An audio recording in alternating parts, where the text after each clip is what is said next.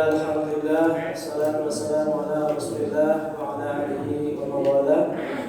Allahumma sholli ala sayyidina Muhammad wa ala alihi sayyidina Muhammad kama shallaita ala sayyidina Ibrahim wa ala ali sayyidina Ibrahim fil alamin innaka Hamidum Majid. Rabbi shrah li sadri wa yassir li amri wahlul 'uqdatam min lisani yafqahu qawli. Puji dan syukur kita panjatkan kehadiran Allah Subhanahu wa taala yang telah memberikan nikmat iman dan Islam serta kesehatan yang alhamdulillah para jamaah sekalian insyaallah telah melangkahkan kakinya ke Masjid Al-Hidayah dalam rangka salat subuh berjamaah yang insyaallah akan dilanjutkan dengan peringatan Maulid Nabi besar Muhammad sallallahu alaihi wasallam. Salawat serta salam semoga tercurah limpahkan kepada junjungan kita Kanjeng Nabi besar Muhammad sallallahu alaihi wasallam. Yang kami hormati Buya Muhammad Al-Istaniago, yang kami hormati Ketua DKM Masjid Al-Hidayah Bapak Haji Budi Haryanto, yang kami hormati Ketua RW 08 Bapak Haji Hari Priyatna, para sesepuh, para tokoh masyarakat, para jemaah sekalian, para undangan, para pemuda-pemudi yang insyaallah dimuliakan Allah Subhanahu wa taala. Pada kesempatan kali ini kita memberikan waktu dalam rangka peringatan Maulid ini, alhamdulillah pada waktu subuh. Mudah-mudahan ini menambah keberkahan, menambah kesatuan, sehingga ilmu yang nanti akan kita dapatkan dari berceramah semakin dapat kita besar manfaatnya kita terima. Selanjutnya kami akan membacakan susunan acara. Yang pertama adalah pembukaan, yang kedua pembacaan ayat suci Al-Quran, yang ketiga sambutan, dan berikutnya adalah acara inti yakni ceramah atau tabligh Maulid, dan terakhir akan ditutup dengan doa. Baik, kita melangkah kepada acara pertama yakni pembukaan. Kami mengajak para jamaah sekalian kita membacakan suratul Fatihah. Mudah-mudahan segala kenikmatan yang telah Allah berikan kepada kita semakin ditambah, dan mudah-mudahan segala bencana ataupun musibah dijauhkan dari lingkungan kita. Al-Fatihah.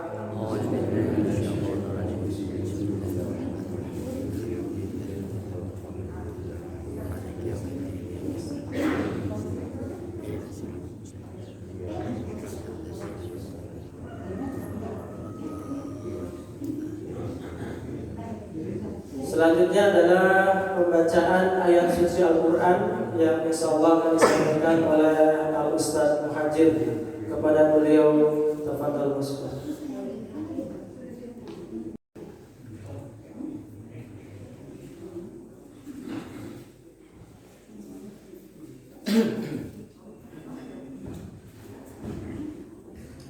Assalamualaikum warahmatullahi wabarakatuh.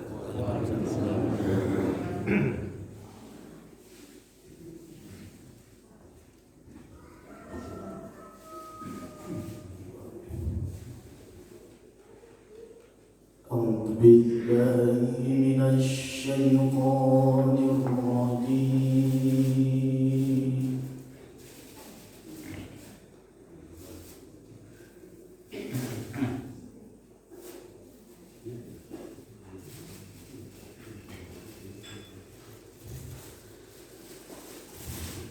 بسم الله الرحمن الرحيم.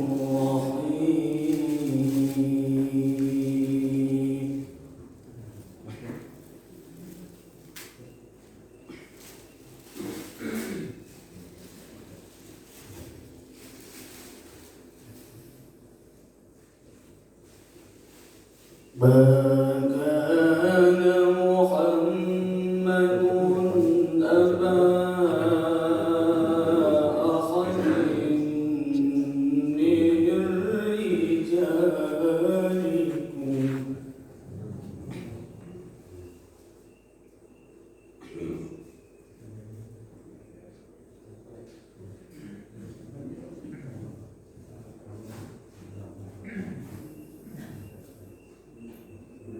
ما كان محمد أبا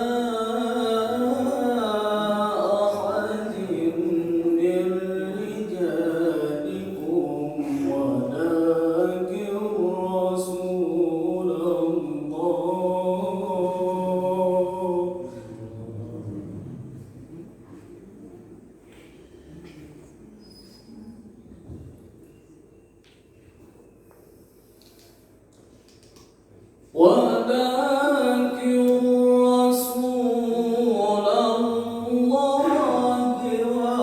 وخاتم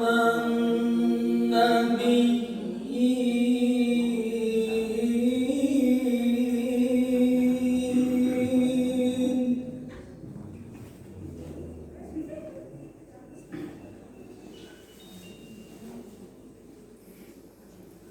وكان الله بكل شيء عليما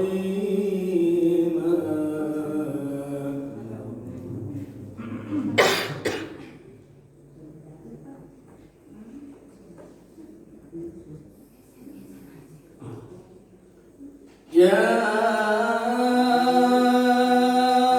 أيها الذين آمنوا اذكروا الله ذكرا كثيرا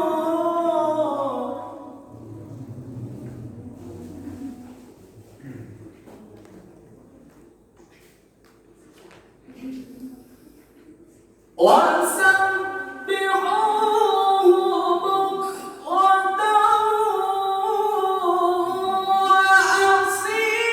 وأصيلا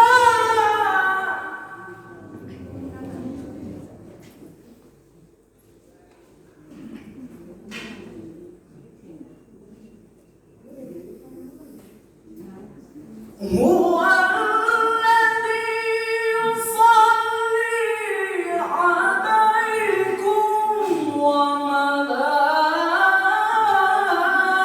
وملائكته ليخرجكم من الظلمات إلى النور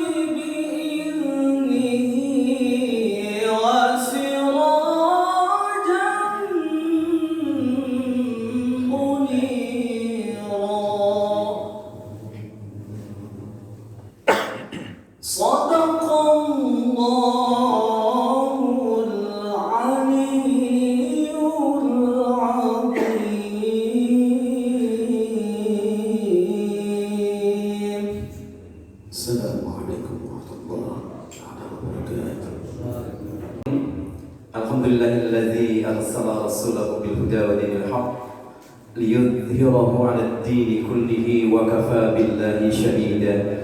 Asyhadu an la ilaha illallah wahdahu la syarika lah wa asyhadu anna Muhammadan 'abduhu wa rasuluh. Allahumma shalli wa sallim wa barik ala nabiyyina Muhammadin wa 'ala alihi wa sahbihi ajma'in. Amma ba'd. Qala Allah ta'ala fi kitabihil karim, a'udzu billahi minasy syaithanir rajim. Bismillahirrahmanirrahim. Ya ayyuhalladzina amanu taqullaha haqqa tuqatih wa la tamutunna illa wa antum muslimun. Ya ayyuhalladzina amanu udkhulu fis-silmi kaffah wa la tattabi'u khutuwati syaitan innahu lakum aduwwun mubin. Shadaqallahul azim. Alhamdulillahirabbil alamin. Segala puji dan syukur kita panjatkan kepada Allah Subhanahu wa taala yang telah begitu banyak memberikan kenikmatan kepada kita semua, wabil khusus kenikmatan berupa kesehatan, panjang umur. Alhamdulillah di pagi hari yang insyaallah cerah, karena hujan biasanya sore hari, alhamdulillah kita bersyukur bisa melangkahkan kaki kita untuk sama-sama tadi sholat berjamaah dan juga insyaallah sallallahu alaihi wasallam. Bismillahirrahmanirrahim. Assalamualaikum warahmatullahi wabarakatuh. Wassalatu wassalamu ala asyrafil anbiya'i wal mursalin sayyidina Muhammadin wa ala alihi washabihi ajmain. Amma ba'du. Yang saya hormati Buya Haji Muhammad Hafiz Caniago, yang saya hormati Ketua DKM Masjid Al-Hidayah, yang saya hormati para tokoh agama dan tokoh masyarakat, yang saya hormati panitia perayaan Maulid Nabi Muhammad SAW, Bapak, Ibu, serta undangan yang berbahagia. Puji syukur kita panjatkan kehadiran Allah Subhanahu wa taala, di mana pada pagi hari yang cerah ini kita dapat kumpul di tempat ini dalam keadaan sehat walafiat, serta masih diberi kenikmatan nikmat sehat serta nikmat selamat. Salawat dan salam kita sampaikan kepada junjungan kita Nabi Muhammad SAW, kepada keluarganya, kepada sahabatnya, dan kepada pengikutnya hingga akhir zaman. Semoga kita yang berkumpul di tempat ini di yaumil akhirat nanti akan mendapatkan syafaat dari baginda Rasulullah SAW. Bapak, Ibu, sudah hadirin yang saya hormati, peringatan Maulid adalah mengenang peristiwa kelahiran Nabi Muhammad SAW. Pada intinya dalam memperingati peringatan Maulid kita tidak hanya memperingati hari kelahiran, tapi kita harus bagaimana mengetahui sejarah dan keteladanan Nabi kita, Nabi Muhammad SAW. Keteladanan beliau ini perlu kita dicoba di dalam berkehidupan, diikuti dalam berkehidupan, baik berkehidupan pribadi, berkehidupan dalam bermasyarakat, dan berkehidupan bernegara. Ada 4 sifat utama Rasulullah yang harus kita ikuti. Yang pertama sidik, itu kejujurannya. Yang kedua fatonah, itu kecerdasannya. Yang ketiga amanah, kepercayaannya. Yang keempat adalah tabligh, menyampaikan. Bapak Ibu yang saya hormati, saya ingin mengucapkan terima kasih kepada Ketua DKM, Ketua Panitia maupun peserta perayaan Hari Maulid Nabi Muhammad Sallallahu Alaihi Wasallam, kepada seluruh warga RW 08 yang telah berpartisipasi sehingga pelaksanaan perayaan Maulid Nabi besar Muhammad Sallallahu Alaihi Wasallam dapat berjalan dengan lancar. Sekarang marilah kita dengarkan tausiah dari Buya Haji Muhammad Hafiz Santiago bersama-sama. Semoga dapat bermanfaat bagi kita semua. Demikian kami sampaikan. Kurang lebihnya mohon maaf. Wabillahi taufiq wal hidayah. Assalamualaikum warahmatullahi wabarakatuh. Terima kasih kepada Ketua DKM dan Ketua RW atas sambutannya. Selanjutnya adalah acara inti daripada peringatan Maulid Nabi besar Muhammad SAW, yakni adalah ceramah agama yang insyaallah akan disampaikan oleh Al-Mukarram wal Muhtaram Buya Haji Muhammad Al-Hafiz Santiago. Beliau adalah Wakil Ketua Komisi Ukhuwah Islamiyah Majelis Ulama Indonesia Pusat dan penulis kitab Ensiklopedia Hadis dan Indeks Al-Quran sebanyak 8 jilid. Alhamdulillah merupakan sumbangsi besar bagi peradaban umat. Mudah-mudahan amal beliau abadi nanti sampai di yaumil kiamah. Selanjutnya kepada Al-Mukarram wal Muhtaram Buya Al-Hafiz Muhammad Al-Hafiz Santiago, tafadhol masuk.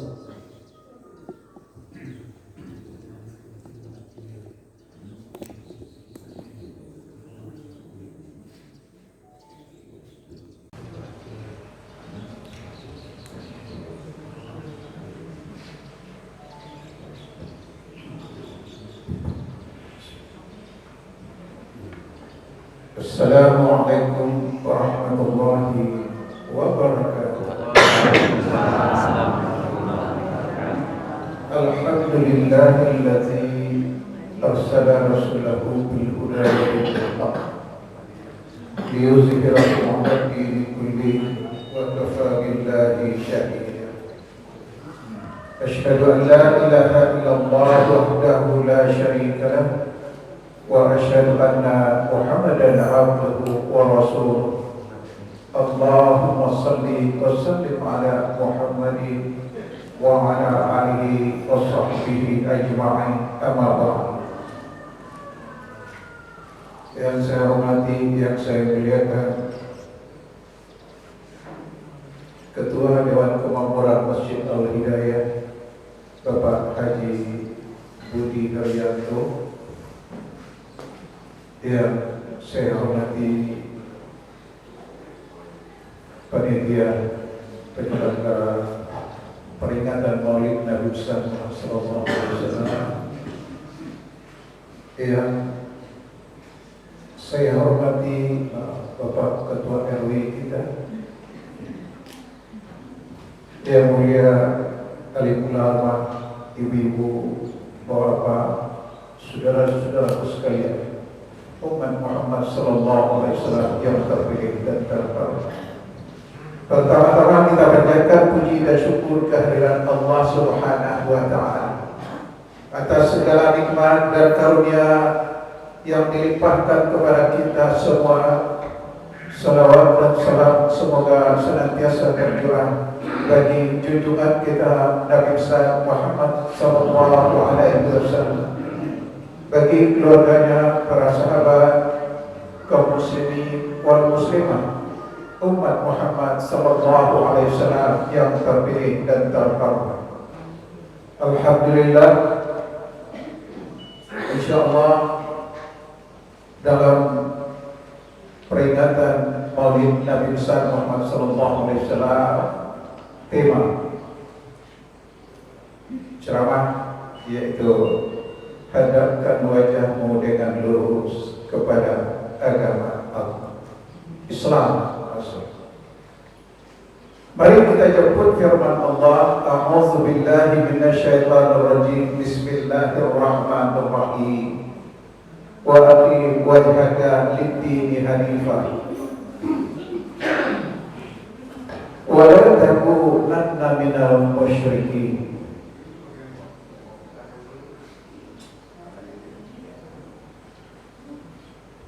Dan aku telah diperintahkan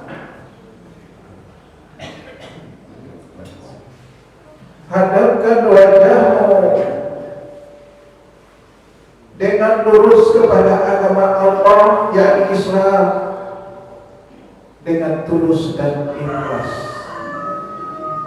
Dan janganlah sekali-kali kamu termasuk orang-orang yang musyrik. Surat Yunus surat 10 ayat 105. Saudara, sesuai dengan perintah ayat ini, maka mari kita hadapkan wajah kita dengan lurus. Wajah kita, hati kita, pikiran kita dengan lurus kepada agama Allah, dengan lillah, lita'lil, lil ghayah, lil milk, karena Allah, untuk Allah, dan milik Allah. Semua kita ini milik Allah. Kita datang dari Allah, suka atau terpaksa kita akan kembali kepada Allah. Rasulullah berpesan, man ahabba lika Allah ahabba lahu liqa'ahu, wa man kariha lika Allah kariha lahu liqa'ahu. Barang siapa yang senang kembali kepada Allah, Allah akan ridho menerimanya. Dan barang siapa yang tidak senang kembali kepada Allah, Allah tidak ridho menerimanya. Nah, saudara yang berbahagia, sebagaimana tadi saya katakan bahwa mari kita hadapkan wajah, hati, pikiran, ucapan, perbuatan kepada agama Islam. Apapun yang terjadi, kita tidak akan memalingkan wajah kita dari Islam, hati kita dari Islam. Walau langit akan runtuh, meskipun bumi akan tenggelam, sekali menghamba kepada Allah, tidak akan menghamba kepada selain Allah. Inna indallahil Islam. Sesungguhnya agama yang sah di sisi Allah adalah Islam. Surat Al-Imran surat 3 ayat 19. Saudara yang berbahagia, perintah yang lain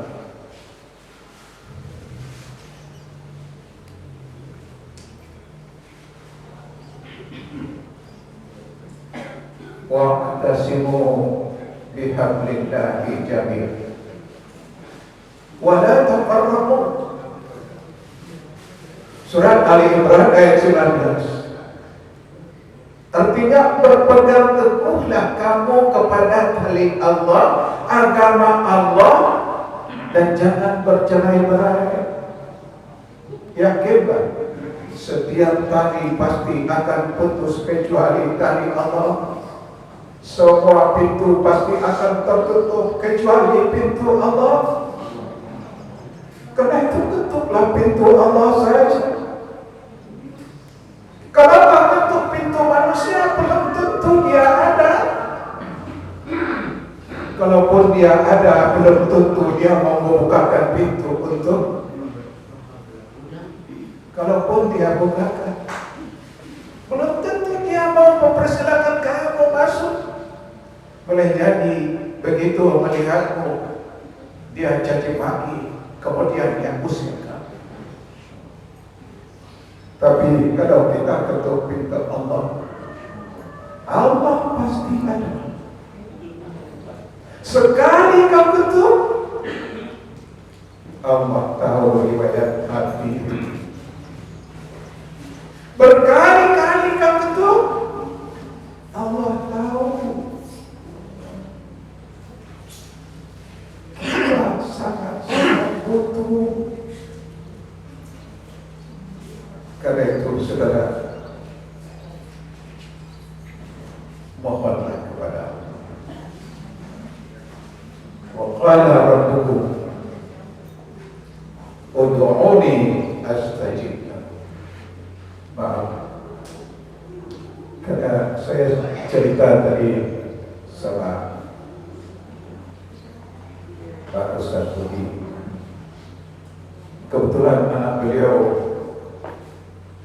tengah studi di luar negeri, mengambil studi tentang kota. Kebetulan saya mengalami gangguan daya ingat saya turun. Kadang-kadang saya lagi ceramah, kalau datang blanknya saya tidak bisa bicara lagi, kecuali dengan membaca. Mudah-mudahan di sini tidak terjadi. Nah, karena itu saya bilang mudah-mudahan.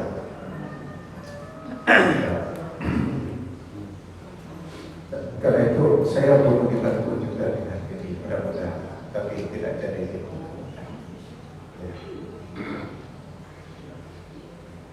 Saudara, ud'uni astajib. Mintalah kepada Allah. Allah pasti akan memberi. Itu janji Allah. Jangan minta kepada manusia. Minta kepada Allah. Minta kepada yang punya, bukan kepada pengelola. Siapa yang punya? Allah.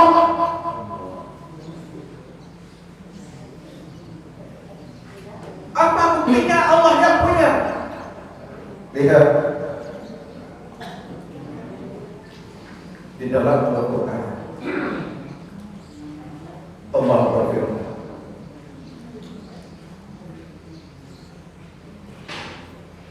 Qul ma as'aluku alaihi ajran illa mawaddata fil qurba.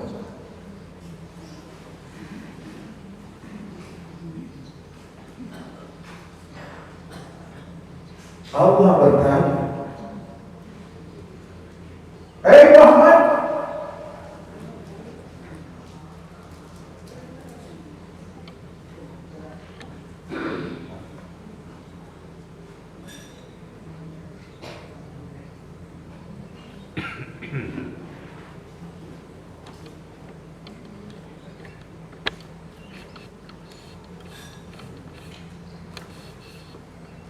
siapa yang punya langit dan bumi?"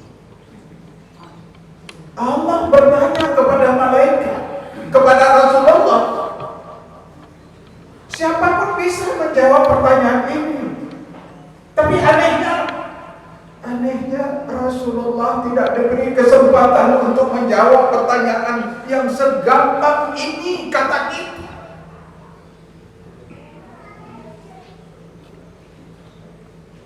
Qul lillah. Katakanlah milik Allah. Allah tuntun ucapan jawaban Muhammad. Katakan milik Allah.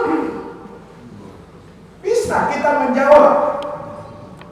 Hartamu milik Allah, suamimu milik Allah, istrimu milik Allah, anak-anakmu milik Allah, kecerdasanmu milik Allah. Bisa menjawab bukan dengan ucapan, tapi dengan sikap.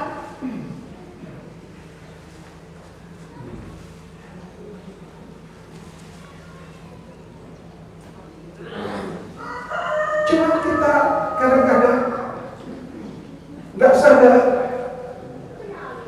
kita tidak mengambil pelajaran.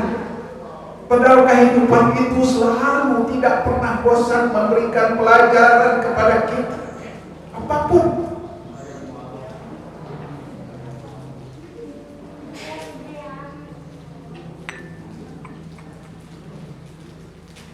Taruhlah misalnya, kenapa Allah memerintahkan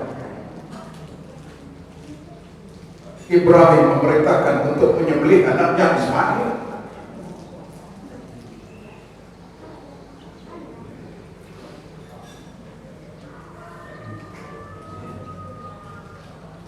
Padahal anak sematawayang, anak kasih sibiran tulang tautan hati, pautan jiwa, tempat cinta kasih berlaku.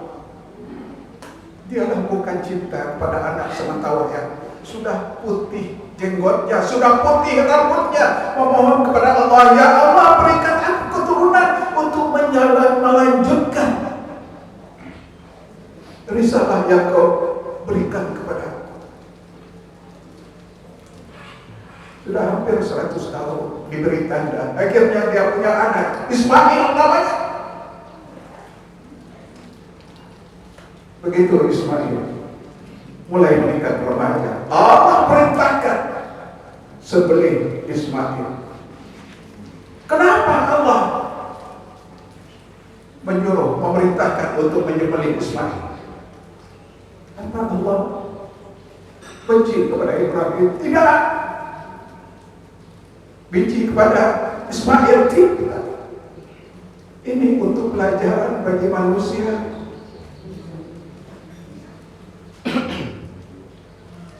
Pelajarannya apa? Bahwa Ismail itu memang anak Ibrahim, tapi dia milik Allah. Ini yang perlu kita. Kalau sang pemilik yang memerintahkan, sekarang coba tanya diri kita, Ismail kita siapa? Yang kita cintai itu adalah Ismail kita. Hartamu, anakmu, istrimu, kecerdasanmu, jabatanmu, itu adalah Ismailmu. Apakah dia milikmu? Dia juga milik Allah.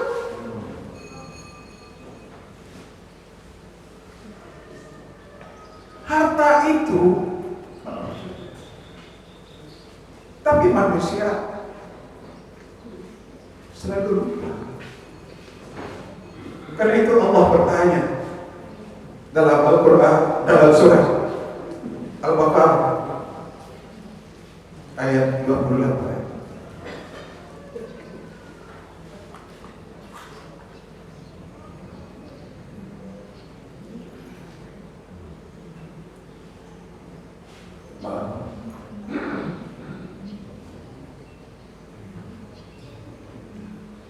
Kaifa takfuruna billah. Allah bertanya, kenapa kamu kafir kepada Allah? Kenapa kamu ingkar kepada Allah? Wa kuntum amwatan, padahal tadinya kamu mati. Kita nggak ada.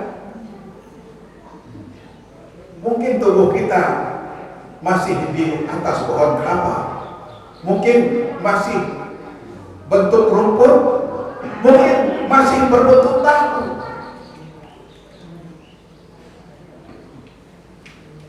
Saudara, mungkin masih dalam tanah berbentuk air. Saudara, semua itu dimakan oleh orang tua kita. Dia makan melalui mulut, masuk usus besar, usus rodotnya. Sari pati yang dimakan itu menjadi nutfah, menjadi zat kehidupan. Laki-laki disebut sperma dalam testis, wanita disebut ovum dalam ovarium. Manakala nanti sperma membuah ovum, maka terjadi janin yang sempurna. Umur 120 hari Allah tiupkan ruh. 9 bulan dia lahirkan dunia. Lahirkan dunia.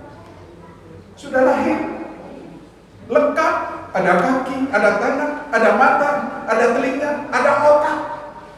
Kaki memang sudah ada, tapi kemampuan untuk melangkah belum ada.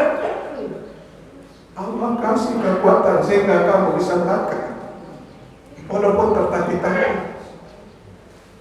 Mata memang sudah ada, tapi belum mampu untuk melihat. Allah kasih kemampuan untuk melihat.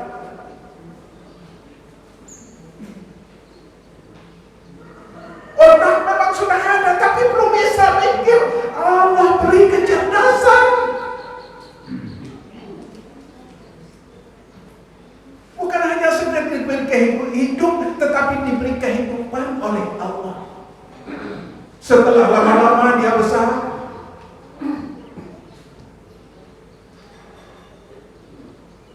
saudara yang berbahagia, siapa yang kita punya? Milik siapa yang kita punya? Milik Allah. Ingat, milik Allah. Enggak ada yang kita punya, kan? Hartamu yang banyak, apakah itu milikmu? Tidak. Kita tidak. Kalau soal hak milik Allah, kalau kita hanya hak guna pakai, kita hanya diberi fasilitas oleh Allah di dunia ini. Untuk apa? Wa ma khalaqtul jinna wal insa illa liya'budun. Walaupun harta yang kau dapatkan itu halal, tapi tetap diaudit oleh Allah, akan diminta pertanggungjawabannya. Ini harta bukan kamu punya, Allah yang kasih.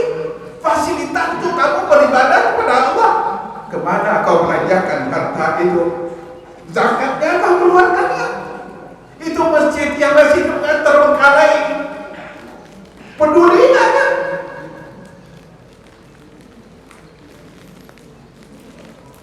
Saudara yang berbahagia,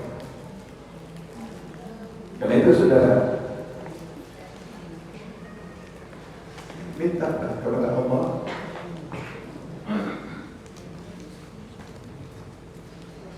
jangan minta kepada manusia. Karena itu di dalam surat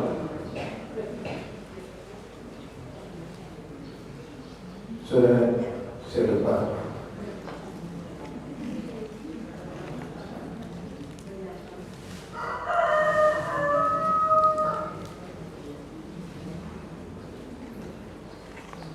Dalam surat Al-Baqarah ayat 216 Allah nyatakan, kutiba alaikumul qitalu wa huwa kurhun lakum wa asa an takrahu syai'an wa huwa khairun lakum wa asa an tuhibbu syai'an wa huwa sharrun lakum wallahu ya'lamu wa antum la ta'lamun.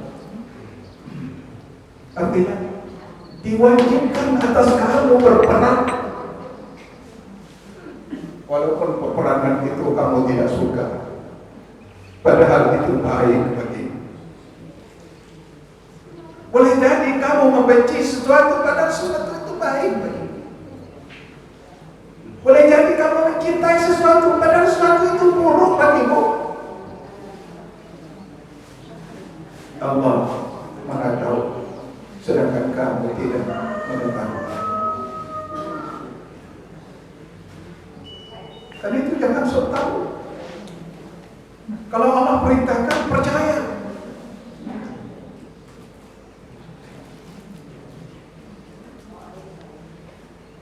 Saudara, saya ingin menjelaskan bahwa kita yang tidak sadar, hampir setiap hari terjadi peperangan. Diwajibkan atas kamu berperang. Perang ini ada dua macam, saudara. Ada perang konvensional dan ada perang unkonvensional.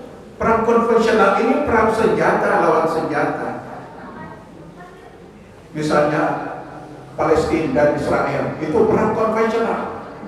Perang senjata lawan senjata, sasarannya merebut daerah demi daerah. Itu sasarannya. Yang kedua perang akidah. Perang akidah. Perang akidah ini sasarannya tempat tumbuh akidah itu untuk digantikan dengan yang lain. Kalau kamu seorang politik, mungkin diganti dengan partai. Maafin. Bukan partai itu nggak boleh. Yang nggak boleh itu jangan mempertuhan partai. Partai itu diperlukan oleh manusia.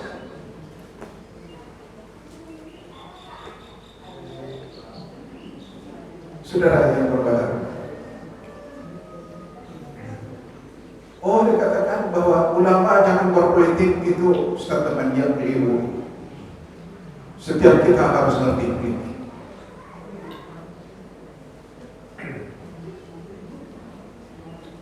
Saudara yang berbahagia. Kalau sudah agamanya partai, bisa-bisa nabinya betul partai.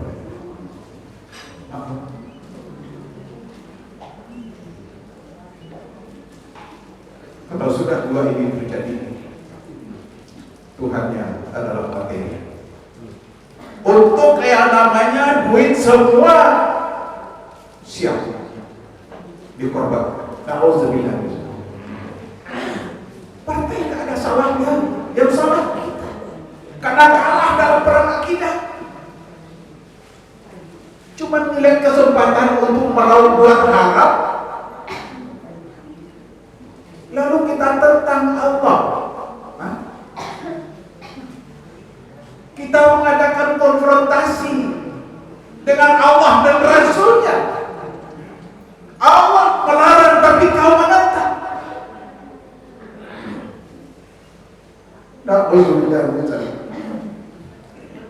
Padahal kau sampai sekarang ini semua kau bisa bernafas, punya rumah, punya suami, punya segala macam. Apa milik kau? Allah beri fasilitas yang cukup untuk beribadah.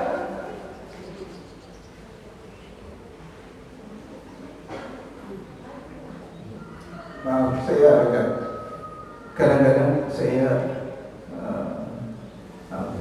agak emosi bicara. Memang sudah kadang-kadang kayak saya seperti itu. Jadi kalau saya ngomong berapi-api, saya mohon maaf kalau bagi yang tidak menyenangi. Tapi maksud saya baik. Memang orang karakter orang berbeda-beda. Saya ini orang Sumatera. Orang Sumatera itu terbesar pada apa yang ada di dalam. Kedua, beda dengan orang Sunda. Istri saya orang Sunda. Istri saya sangat sabar sekali. Berbeda dengan orang Minang. Ya, orang Sumatera itu sukanya lugas gitu. Tapi insya Allah bukan tidak buruk maksudnya. Itu kan persoalan kebiasaan. Jadi barangkali mungkin kalau saya sampaikan ini dengan kelembutan mungkin lebih masuk. Tapi mudah-mudahan apa yang saya sampaikan ini. Nah, saya ingin mengajak saudara. Karena itu apa? Kamu perlu apa? Minta kepada Allah. Jadilah orang besar, jangan jadi orang kecil. Orang kecil itu meminta kepada manusia. Minta kepada yang mengelola. Jangan minta minta sama yang punya. Siapa yang punya? Allah. Walaupun syariatnya nanti pasti kau akan berhubungan dengan manusia, itu pasti. Apa syarat yang dibutuhkan, yang ditetapkan, penuhi itu harus. Tapi jangan lupa, kamu bukan minta sama dia, minta sama Allah. Dia juga bukan minta sama kamu, bukan. Dia juga minta sama Allah, insya Allah. Karena dia orang yang berbeda.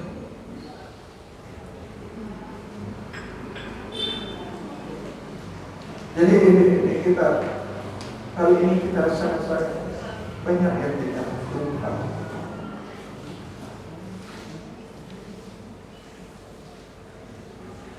Nah, saudara, jadi saudara, jangan kalau kita kata-kata mendengar kata orang, lalu kita langsung membenci dia. Orang itu sesuatu yang kita apalagi kalau yang paling berat itu kalau perang senjata lawan senjata itu kecil. Tapi yang repot itu adalah bom nggak meledak, sput nggak diluncurkan, tank tidak merayap, pesawat tidak mendengung, tapi peperangan berlangsung dengan hebatnya. Masuk ke rumah kita, masuk ke kamar kita, masuk kepada anak-anak kita, menguasai diri kita, menguasai keluarga kita. Itulah perang akidah. Itu berbahaya.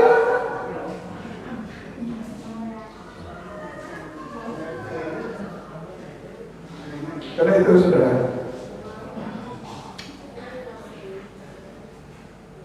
solusinya adalah faruddu ila Allah wa Rasul.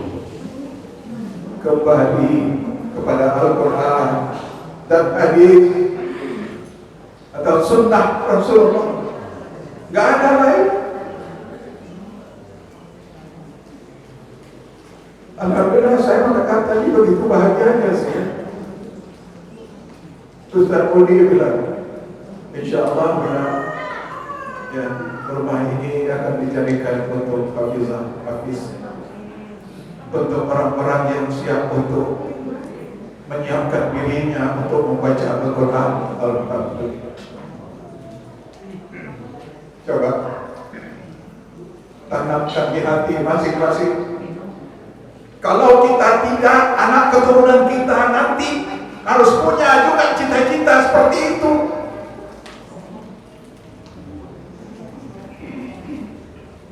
Tanamkan dalam hati masing-masing.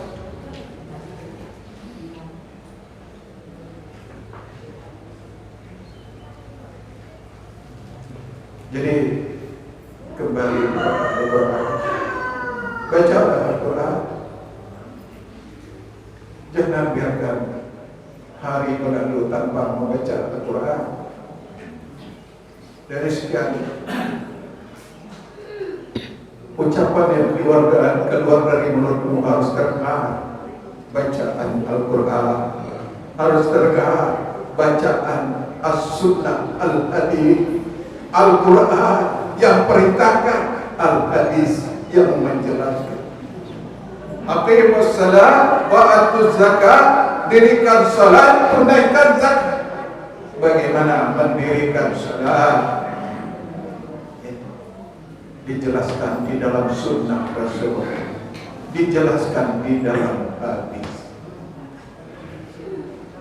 Saudara yang berbahagia, karena itu saudara sekali lagi, ya, mungkin kita bukanlah seorang hafiz,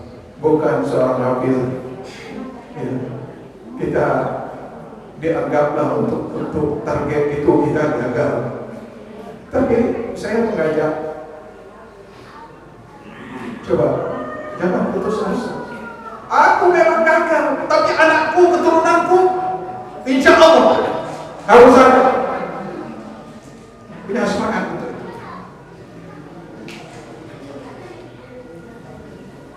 Saudara yang terbaik, Dari sekian banyak suara yang terdengar, rumahmu harus terdengar suara Al-Quran. Hiasi rumahmu dengan Al-Quran. Hiasi anak-anakmu dengan Al-Quran, dengan As-Sunnah, dengan hadis.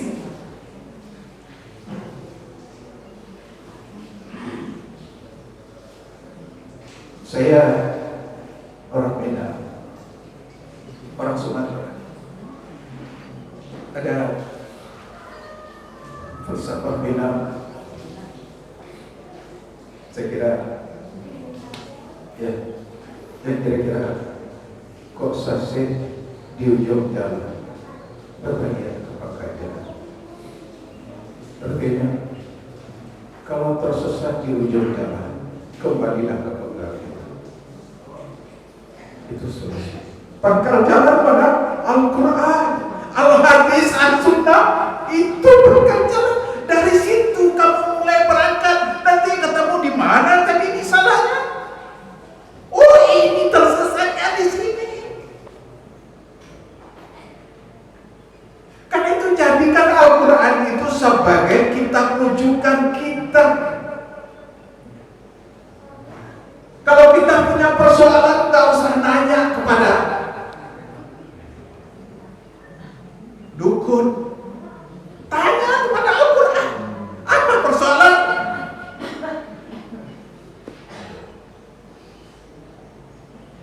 Tanya kepada Al-Quran. Buka Al-Quran itu, buka hadis itu, akan ketemu nanti jawab. Saudara, berkali mungkin kita akan menjawab, keinginan seperti itu dari dulu sudah ada, Bu ya. Persoalannya susah mencarinya. Itu betul. Susah. Surat apa, ayat berapa, hadis apa, hadis nomor berapa, perawinya siapa. Kalau dahulu memang susah. Nah, kalau ada yang punya isu saya bagi-bagi. Kalau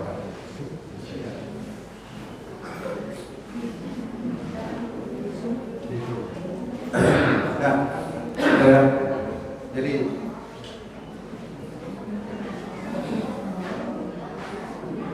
apa persoalannya? Kalau ada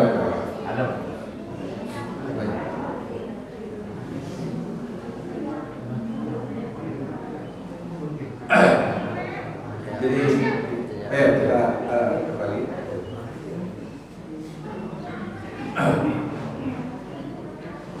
Kalau dahulu memang kita alasan kita itu susah mencarinya.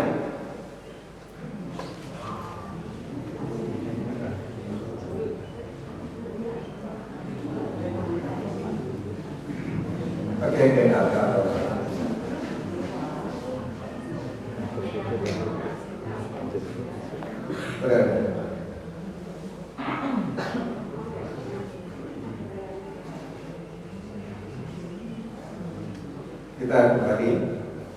Kalau dahulu memang sulit, Pak. Bapak, apa persoalannya?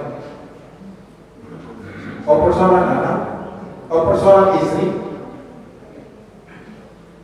oh, persoalan materi, persoalan rezeki. Di surat apa itu? Ayat nomor surat nomor ayat nomor berapa ya? Tidak mudah memang. Tidak. Hadisnya, hadis nomor berapa? Perawinya siapa itu? Memang tidak mudah, apalagi hadis. Susah. Nah, saudara yang berbahagia, kalau dulu memang susah, alhamdulillah. Karena itu saya pikirkan dari sekarang sudah tidak mudah, tidak sulit, mudah.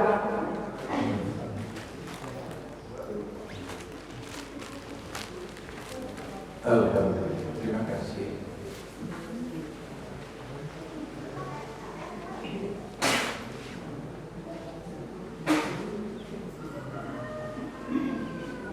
Sekarang mudah, sangat mudah. Dan alhamdulillah, saya telah menyusun kitab Al-Quran yang dilengkapi dengan indeks. Indeks itu perkata, Pak. Jadi perkata. Bapak mau cari tentang apa? Oh, tentang cinta. Bapak tinggal buka indeksnya dulu. Cinta, buka indeks yang diawali dengan huruf C. Indeks itu kan dari A sampai Z. Nah, begitu Bapak buka misalnya, itu akan misalnya buka indeks huruf C, dari depan cari itu ayat-ayat yang diawali dengan huruf C di situ. Nah, cari tentang cinta. Oh, C cinta. Oh, ini dia. Ya, saya karena ini lain. Ya, saya salah. Bukan di huruf C, cinta. Cinta apa? Cinta itu kan banyak. Cinta apa? Cinta Allah, cinta Rasulullah, cinta ilmu, cinta harta, cinta kekasih. Cinta apa? Ya, jadi banyak. Nah, cari cinta apa? Oh, misalnya cinta Allah. Oh, ini dia, cinta Allah. Ya. Nah, lihat misalnya surat sekian, ayat sekian misalnya. Oh, kita buka. Ini dia mudahnya. Mudah. Seperti apa Bapak Ibu mencari kamus? Oh, misalnya Pak Ibu mau mencari tentang cinta kekasih lah misalnya. Bukan cinta. Ya, nah cinta apa? Cinta kekasih, bukan. Tetapi kalau cinta kekasih itu di hadis saja. Misalnya kitab hadis diambil, ya, ambil kalau hadis itu dia untuk indeksnya itu jilid 7, ya. Dia kan ada 8 jilid ini, 9 jilid sebetulnya. Cari lewat indeks, indeksnya itu jilid 8. Coba ambil jilid 8. Jadi kan itu kan jilid 1 sampai jilid 9. Nah, sekarang ambil ini jilid 8, ya.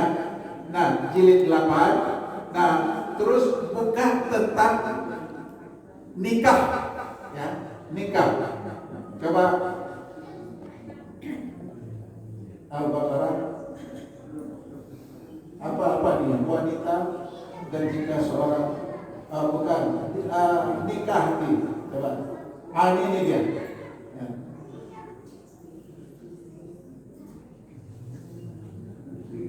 Ini dia, ya, nikah. Sebetulnya ini sudah ayatnya, ya. Kemudian nanti nikah itu nanti akan ada perintahnya, misalnya nikah, lihat surat sekian, lihat surat Al-Baqarah ayat 221, itu perintahnya. Nah, ini dia, ketemunya ini. A'udzubillahi minasyaitonirrajim. Wala tankihul musyrikati hatta yu'min wala amatul mu'minatul khairum min musyrikatin walau a'jabatkum. Wala tankihul musyrikati hatta yu'minu wala abdul mu'minatul khairum min musyrikatin walau a'jabatkum. Ulaika yad'una ilan nar wallahu yad'una ilal jannah. Artinya jangan kamu menikahi wanita musyrik sebelum dia beriman. Nah, walaupun wanita itu sudah menarik hatimu, mungkin dia cantik, mungkin dia kaya, mungkin dia sudah sarjana, atau mungkin dia karena dia sudah bekerja, ya, tapi sedikit itu tanya dulu kepada Al-Quran. Oh, tidak boleh menikahi wanita musyrik, ya, karena itu dia harus seagama. Walaupun dia kaya, walaupun dia cantik, ya, walaupun dia sarjana, walaupun dia sudah bekerja, tapi kalau musyrik jangan. Ya, karena ini Al-Quran yang melarang, bukan ustaz, bukan ulama, tapi Allah. Ya, jangan kamu nikahi wanita musyrik sebelum dia beriman. Ya, Karena wanita hamba sahaya yang mukmin lebih baik daripada wanita musyrik walau dia sudah menarik hatimu. Nah, lanjutan daripada ayat itu, wala tankihul musyrikina hatta yu'minu wala 'abdun mu'minatun khairum min musyrikatin walau a'jabakum. Jangan kamu nikahkan, ini para wanita, jangan nikahkan laki-laki musyrik dengan wanita mukmin. Misalnya anak kita wanita, dia sudah berkenalan, kayaknya orangnya baik, orangnya sudah kerja, kayaknya untuk ke depan, masa depan anak kita rasanya aman. Ya. Nah, lalu kita tidak menyelidiki, ini bahaya sekali. Ternyata kok dia bukan Islam, ini nggak bisa. Maaf, ini kata Al-Quran, bukan kata saya. Allah melarang. Kenapa Allah larang? Ulaika yad'una ila-nar wallahu yad'una ila-jannah. Karena mereka mengajakmu ke neraka, sedangkan Allah mengajakmu ke surga. Ya. Jadi ini perlu. Karena itu saya mengajak, mari kita jadikan Al-Quran sebagai rujukan. Nah, mencari apa persoalan kita sangat mudah karena sekarang ini sudah ada indeksnya. Ya, jadi kita buku yang saya susun ini itu ada 9 jilid. Jilid 1 sampai jilid 7 itu hadis. Sebetulnya jilid 1 sampai jilid 6 hadis, jilid ke-7 itu indeks hadis. Untuk mencari hadis itu pakai jilid 7. Nah, nanti ikuti perintahnya. Oh, misalnya nanti apa? Oh, tentang nikah. Ya. Nah, cari nikah di hadis. Misalnya nikah. Ini jilid 7. Ya, nikah. Wanita dinikahi karena 4 perkara misalnya. Nah, ini ada jilid 5 hadis nomor 3084. Jadi ambil jilid 5 itu cari hadis nomor itu. Ya, 3484. Nanti akan ketemu ini. Wala tankihul musyrikati hatta yu'min wala amatun mu'minatul khairun min musyrikatin walau a'jabha. Maaf, ya, turkahul mar'atu li arba'i limaliha waliha sabiha walijamaliha walidaini. Wanita dinikahi lazimnya karena 4 hal. Pertama, karena kekayaannya, kedua karena kecantikannya, ketiga karena jabatannya, mungkin karena dia orang yang berpengaruh, yang keempat karena agamanya. Nah, di situ dijelaskan, utamakanlah karena agamanya, insya Allah niscaya kamu akan selamat. Nah, ini penjelasan dari ayat Al-Quran. Jadi saya bilang bahwa Al-Quran yang perintahkan, Al-Hadis yang menjelaskan. Nah, kalau ini secara sungguh-sungguh kita mengembalikan, menjadikan Al-Quran sebagai referensi, sebagai guidance hidup kita, Masya Allah, 20-30 tahun ke depan ini luar biasa. Ya, itu kita akan melihat bahwa Al-Quran tengah berjalan menuju masjid. Masya Allah. Di mana-mana itu Al-Quran yang berjalan. Kenapa? Karena setiap langkahnya, pikirannya, ucapannya itu adalah Al-Quran. Itulah yang ulil albab, yang alladzina yazkuruna Allaha qiyaman wa qu'udan wa 'ala junubihim wa yatafakkaruna fi khalqis samawati wal ardh rabbana ma khalaqta hadza batila subhanaka faqina adzabannar. Orang yang senantiasa berzikir, dia beraudiensi dengan Allah. Masya Allah. Baik, saat duduk, berdiri maupun berbaring, dia selalu ingat Allah. Dia selalu beraudiensi dengan Allah. Kalau dia misalnya melihat kok ada daun payung dan pohon itu bergoyang. Yang nalarnya bertanya, kenapa daun kayu itu bergoyang? Oh, itu karena ditiup angin. Dari mana datang angin? Angin itu datang dari udara yang padat berpindah ke udara yang kosong, sehingga menimbulkan angin. Siapa yang mengatur ini? Allah Subhanahu wa Ta'ala. Ini yang Al-Quran berjalan. Apa saja yang dia lihat, yang dia rasakan, yang dia pikirkan, kembali kepada Al-Quran. Masya Allah, itu generasi yang akan kita harapkan, yang akan kita targetkan ke depannya. Ini tergantung bagaimana kita selaku orang tua, kesungguhan kita untuk menciptakan generasi Islami, generasi Quran. Saudara yang berbahagia, jadi saya ulangi lagi, jilid 1 sampai jilid 6 itu hadis, jilid 7 itu indeks hadis untuk mencari hadis, jilid 8 itu indeks Al-Quran, jilid 9 itu tafsir Al-Quran.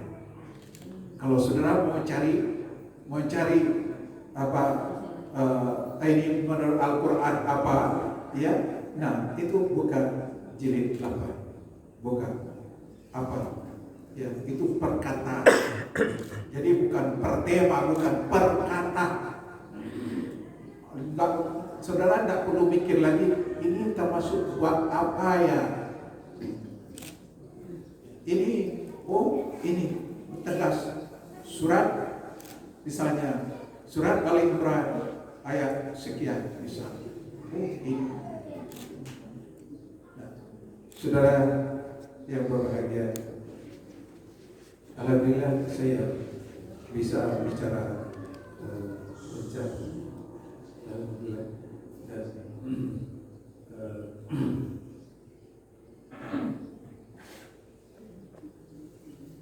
Jadi sekali lagi saya mengajak dengan kesungguhan hati, marilah perbaiki niat kita dengan sungguh-sungguh. Kalau kita dikategorikan sebagai orang yang gagal menjadi, ya, menjadi apa, Al-Quran yang berjalan. Dan kita bertekad, anakku kalau tidak bisa, paling tidak cucu. Kalau belum, berapa orang ibu, bapak, berapa orang bersaudara.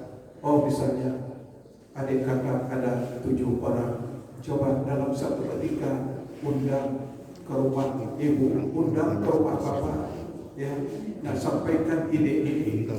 Kita ini kan dari keluarga Islam, kakek kita, nenek kita Islam, tapi rasanya Islam kita masih belum sesungguhnya. Nah karena itu kalau kita ini gagal, nah yang ke depan, generasi ke depan jangan gagal lagi.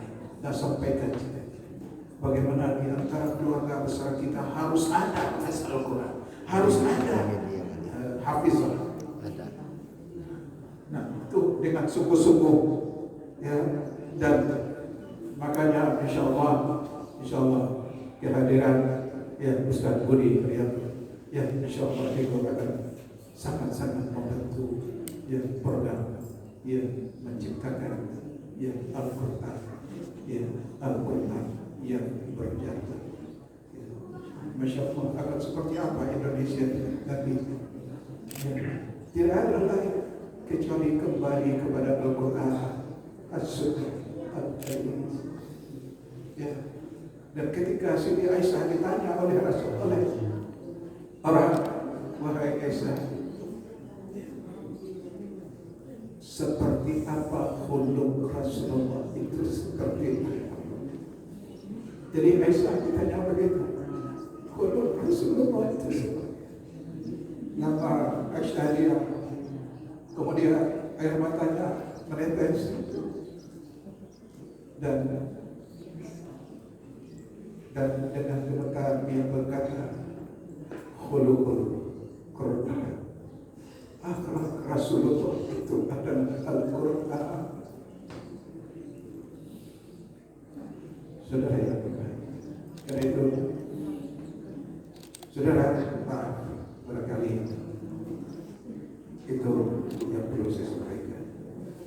Dan maaf dengan kitab ini mudah-mudahan ini akan sangat membantu. Dan saya berharap ada keinginan untuk mewariskan hal ini kepada keturunan kita, kepada anak kita, cucu kita. Aku memang sudah gagal, tapi keturunanku ke depan tidak boleh lagi gagal. Ya.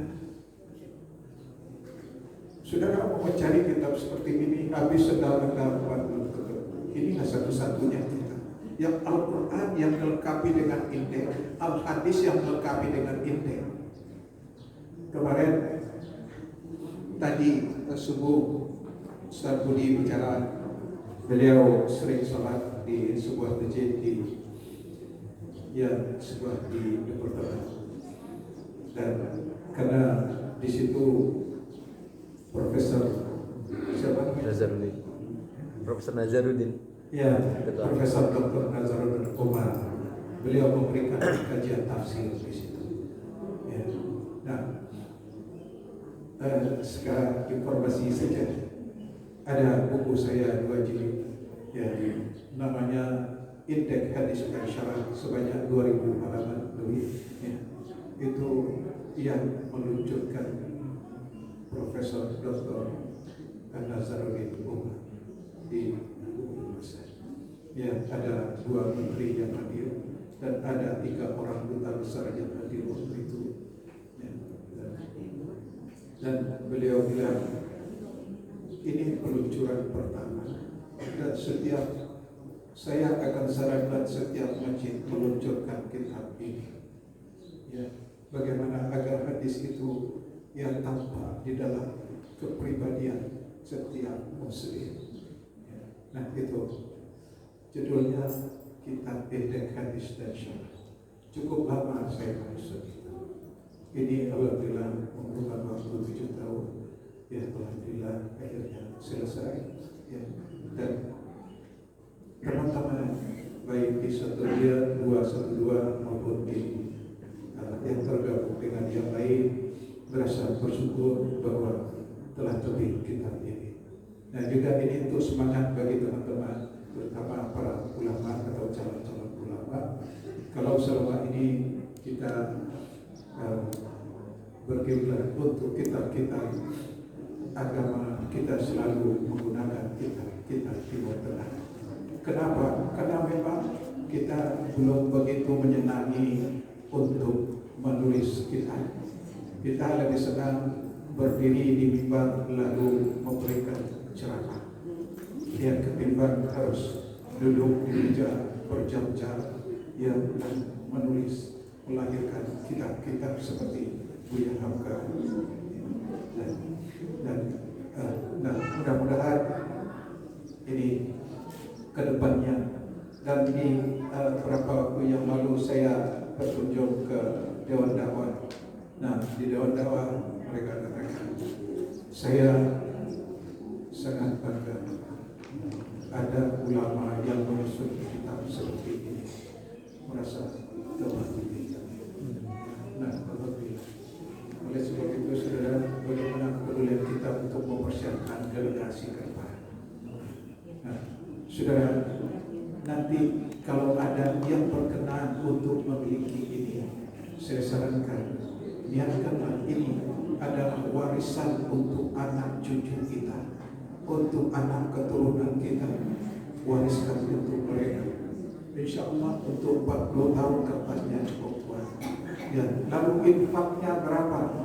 Infaknya 9 jilid itu 1.500.000 rupiah. Ya, itu bisa dicicil 3 kali. Kalau harga real dari percetakan ini antara 3-4 juta.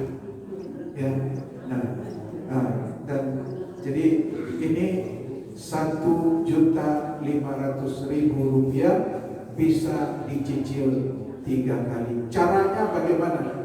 Caranya mudah. Ini ada formnya. Formnya ini tinggal tulis nama, nomor telepon, dan alamat. Setelah itu nanti langsung dibawa kitab sebanyak 9 jilid dan ada tasnya. Lalu bayarnya kapan? Bayarnya nanti. Ya, mungkin 1 pekan setelah hari ini. Bayar pertama 500.000 rupiah. Kemana bayarnya? Langsung aja, di sini ada nomor rekeningnya. Transfer ke rekening ini 500.000 rupiah. Nanti bulan berikutnya transfer lagi 500.000 rupiah.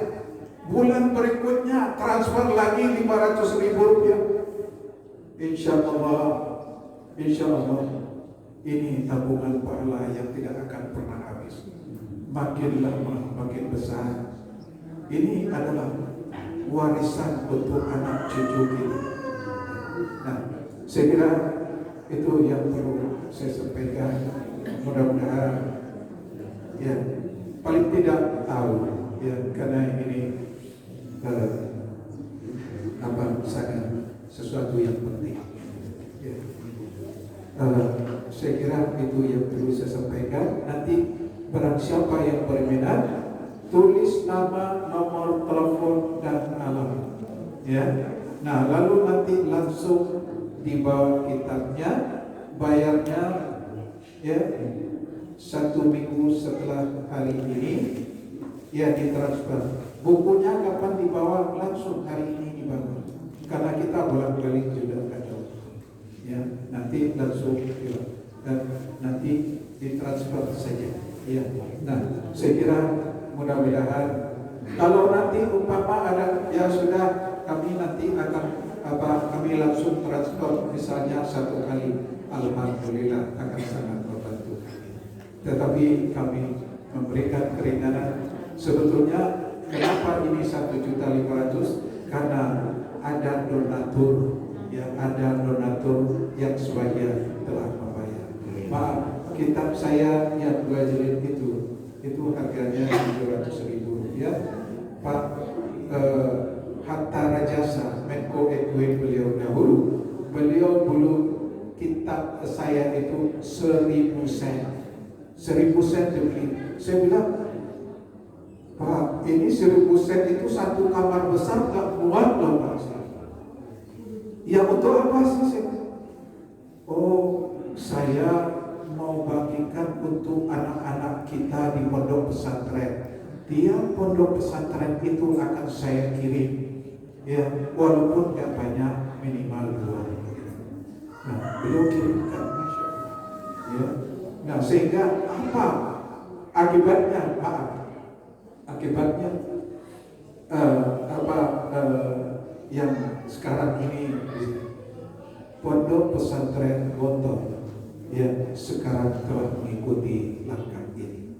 Ya, pondok pesantren Gontor telah menerbitkan hadis-hadis yang dilengkapi dengan indeks.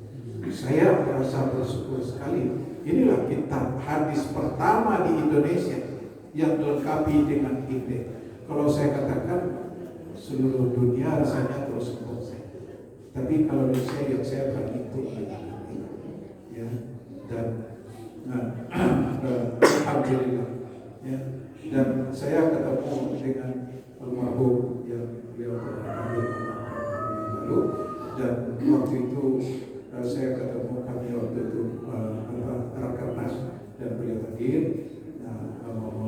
Beliau waktu itu juga bilang saya akan ke Bangka ini. Saya bilang Masya Allah, alhamdulillah. Ya, saya bersyukur sekali. Dan ada yang ulama yang mengingatkan. Nah, saya kira itu yang perlu saya sampaikan.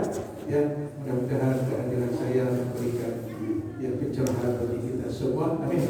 Ya, billahi taufiq wal hidayah. Assalamualaikum warahmatullahi wabarakatuh.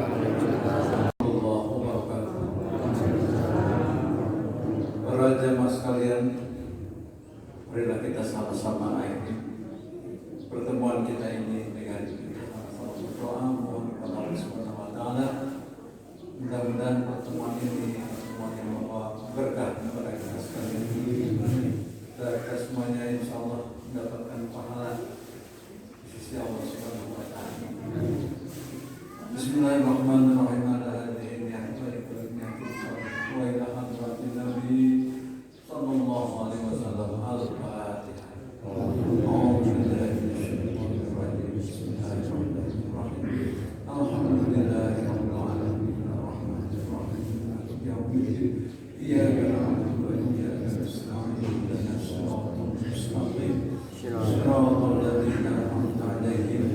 غير المغضوب عليهم ولا الضالين وفديك بيد الجلال والإكرام اللهم صل على سيدنا محمد في الأولين والآخرين وسلم رضي الله تعالى عن كل صحابة رسول الله أجمعين آمين يا الله الحمد لله رب العالمين حمدا نعيما حمدا الشاكرين حمدا يوفي نعمه ويكافئ مزيدا يا ربنا لك الحمد كما ينبغي لجلال وجهك الكريم وعظيم سلطانك اللهم صل على سيدنا محمد وعلى آل سيدنا محمد اللهم افتح لنا أبواب الخير وأبواب البركة وأبواب النعمة وأبواب الرزق وأبواب القوة وأبواب الصحة وأبواب السلامة وأبواب العافية وأبواب الجنة اللهم أكرمنا من كل بلاء الدنيا وعذاب الآخرة غفر الله لنا ولهم برحمتك يا أرحم الراحمين